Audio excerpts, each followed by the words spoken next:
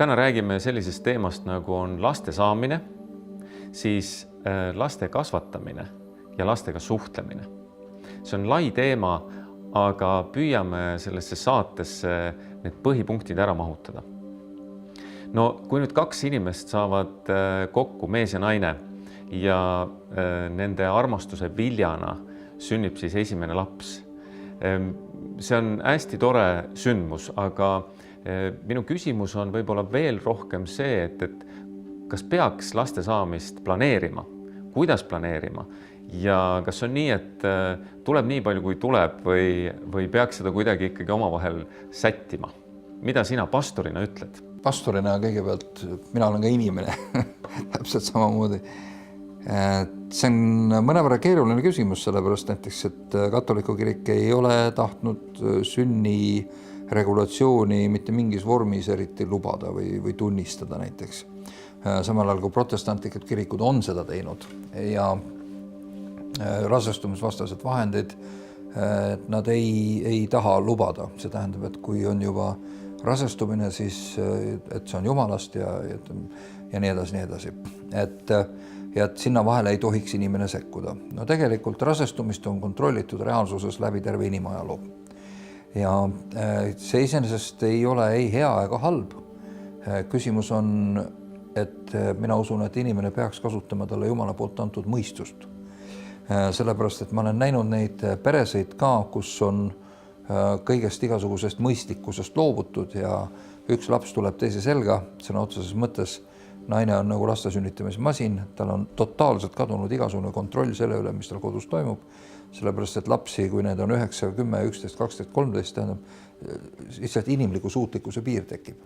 Eriti kui mees ei ole kodus ja abi ka ei ole mingit kõrvalisi abilisi, siis see lihtsalt on naise suhtes totaalne, nagu ma ei oskagi öelda, ülekohus on võib-olla kõige õigem sõna.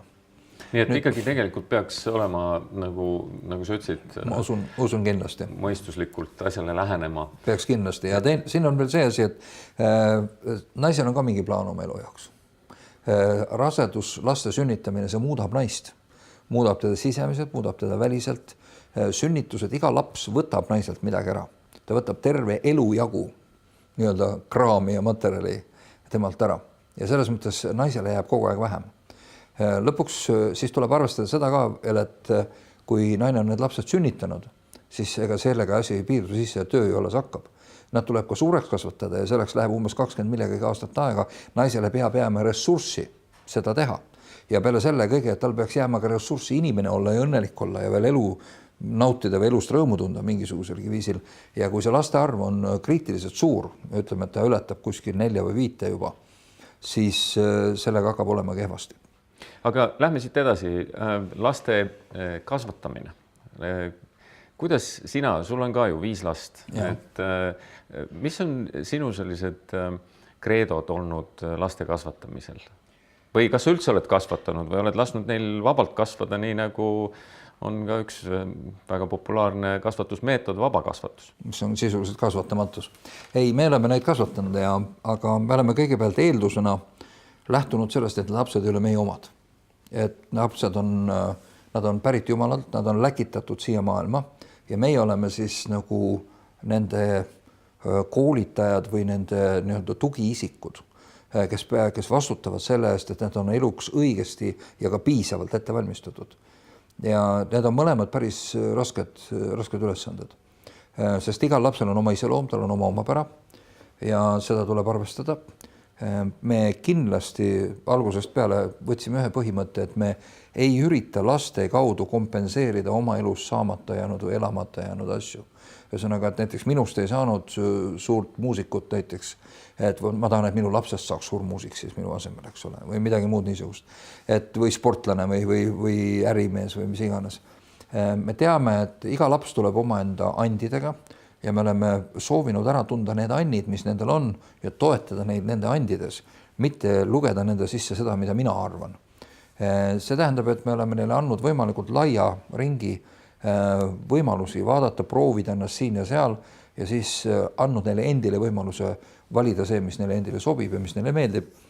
me oleme neid õpetanud, mitte paneme kõiki muna ühte korvi, et nad peaksid olema nagu nagu erialade võimelised, et nad ei oleks ainult ühe töö või ühe eriala inimesed. Ja loomulikult me oleme neile andnud kõigepealt vabaduse, see tähendab, et me oleme garanteerinud turvalisuse, kodus on olnud selged ja kindlad reeglid, need on välja öeldud ja need on püsivad ja pidevad ja kehtivad, aga neid ei ole palju.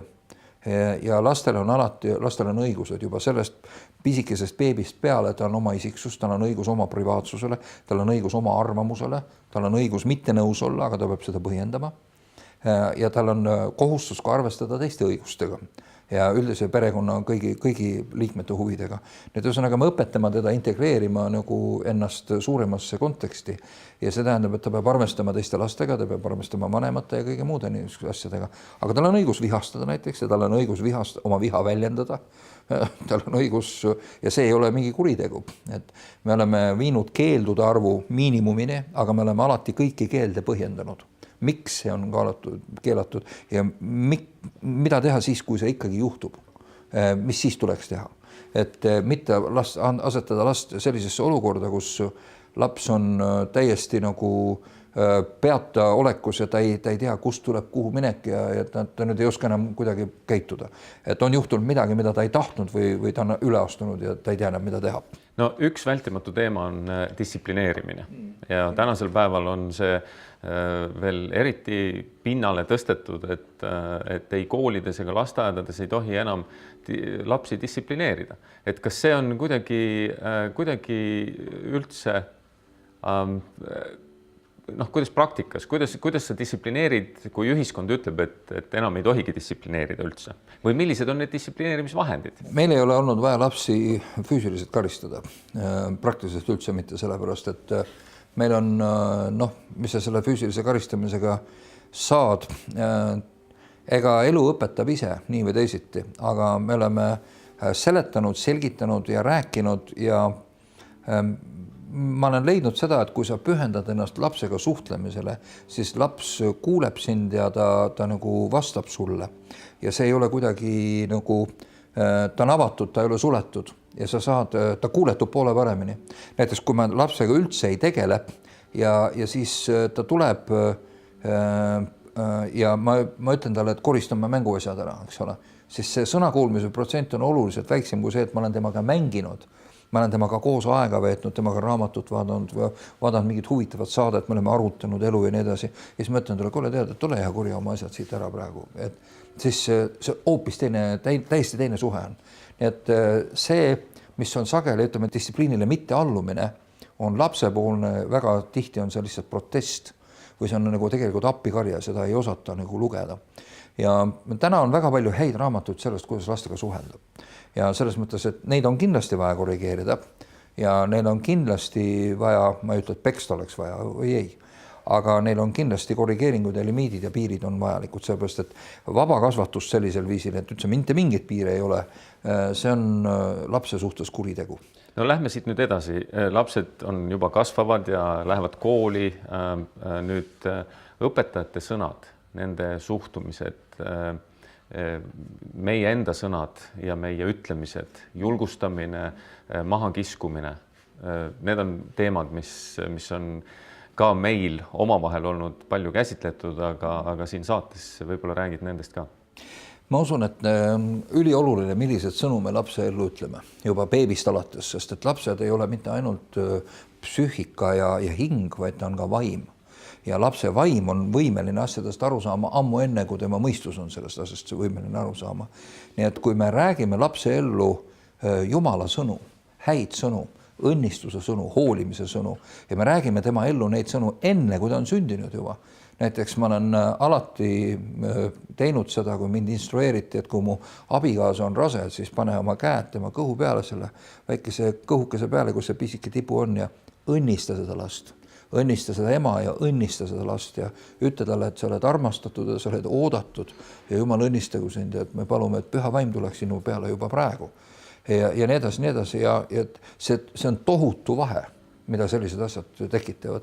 Peale selle, kui ta on sündinud, siis me ütleme talle tere tulemast et sa oled turvalises keskkonnas, sa oled kaitstud, me armastame sind, me hoolime sinust, me hoiame sind ja nii edasi, nii edasi. Ja me räägime talle, me oleme pidanud õppima näiteks etteheiteid tegema ka positiivsel viisil.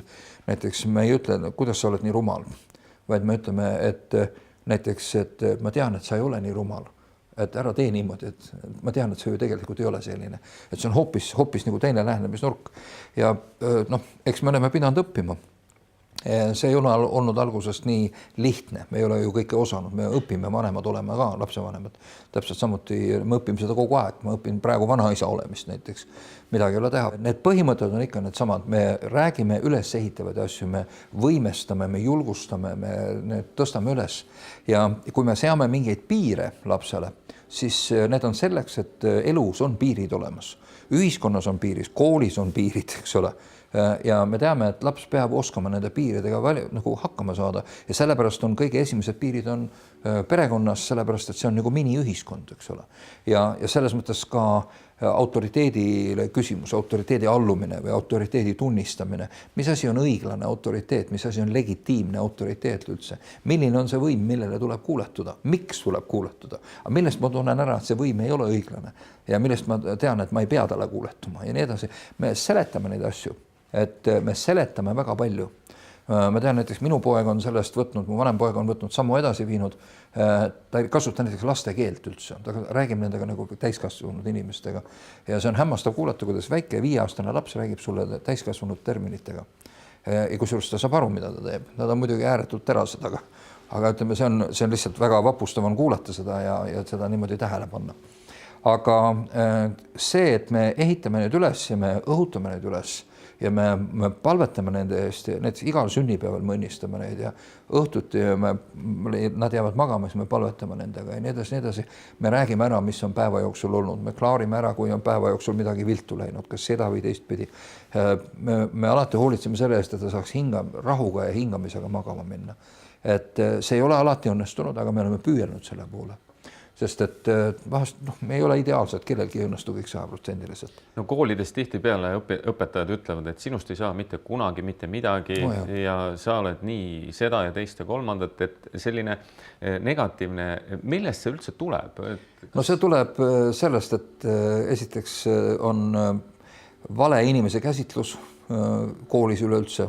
Õpilasi ei austata, ei respekteerita kui isiksusi, väga sageli neid koheldakse nagu mingisugust suvalist toormaterjali, millest võib võtta võib-olla paremad ja ülejäänud pole tähtis, mis nendest saab, vaadaku ise, kuidas saavad. See ei ole kahtlemata normaalne suhtumine. Jumal ei ütle mitte kellegi kohta, et mul on ükskõik, mis sinust saab. See on esimene ja teine on see, et koolid on siiamaani paraku, nüüd juba mõned koolid juba teevad vastupidi seda, aga üsna levinud on selline suhtumine, et eriti need poisid, kes on niisugused nagu agressiivsemad või niisugused rohkem pätid või pahanduse tegijad, ühesõnaga, need on nüüd õpetajate kirsunaelad. Et neid koheldakse, need on need kõige hullemad, saaks neist ometi lahti teha, siis oleks elu tore. Tegelikult need on need inimesed, kes hakkavad ühiskonna muutma edasi viima. Need on sündinud liidrid väga sageli. Need on need, kellel tulevad ideed, need on need mehed, kes leiutavad uusi asju, rajavad uusi süsteeme, struktuure ja need on need mehed, kes muudavad maailma tegelikult. Nüüd on tänapäeval on sellest aru saadud ja neid on õpitud hindama, eks ole, et näed, siin on selline võimekuste palett, et meil on just sellised inimesi, me otsimegi, eks ole. Teda on lihtsalt vaja õigele teele suunata, mitte niimoodi, et me peaksime teda pidurdama või kuidagi troppima ja niimoodi ära lõikama. Üks asi, mida koolisüsteem väga sageli ei tee, on see, et ta ei õhuta üles, ta ei huvita, mida see isiksus seal sees, sest koolisüsteem vormib ühesuguseid nagu leivapätse. Kõik peavad olema ühesugused ja peavad vastama ühesugustele mingitele standarditele. Tegelikult elu ei ole selline. Elu on hoopis teistsugune ja me ütleme, et sul on õigus olla eri moodi, sul on õigus olla täiesti teistsugune, sa ei pea vastama nendele standarditele. Minul ütles viiuliõpetaja kunagi niimoodi, et sa pead matemaatikat nii palju oskama, et sa turul petta ei saa. Et sinu annete paleti jaoks ei ole oluline, et sa oskad sädelevalt kogu seda asja teha.